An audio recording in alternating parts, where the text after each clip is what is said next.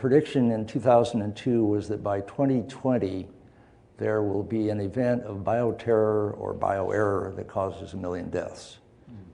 And we're now about halfway along in that. The voting on it, there's 400 people that think that you're right and 450 people who think that won't happen.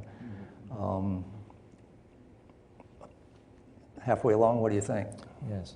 Well, obviously, I desperately hope that I'm wrong in this case, but my concern really was that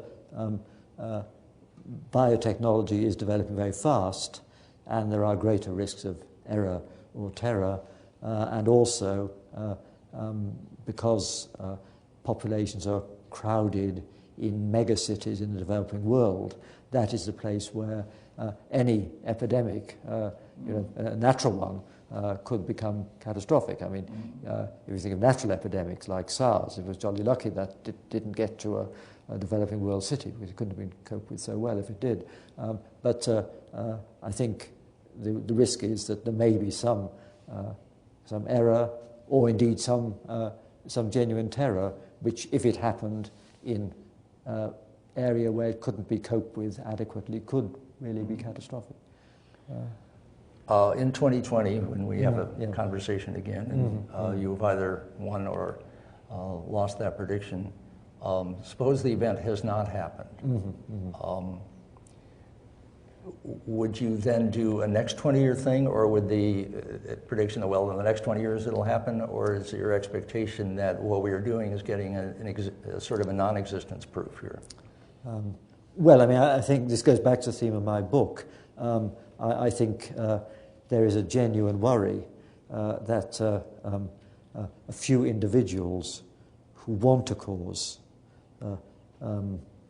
widespread devastation will be able to do it more easily with new technology than they could in the past.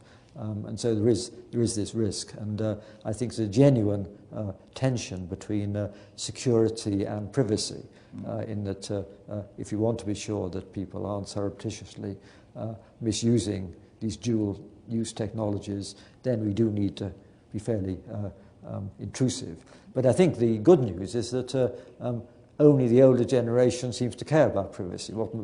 If you look at what younger people put voluntarily on Facebook and such like, then it looks as though everyone is watching each other to the extent that we can be assured that it would be conspicuous if someone were being too secretive. But I do worry about a few extremists, like eco-freaks who think the world would be better off without human beings, and we know there are some such people.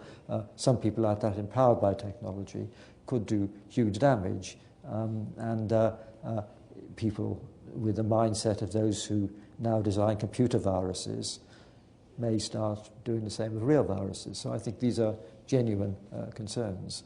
And that's why I do feel that it's going to be very hard to maintain freedom and privacy in a world where a few people can do far more damage than they ever could in the past.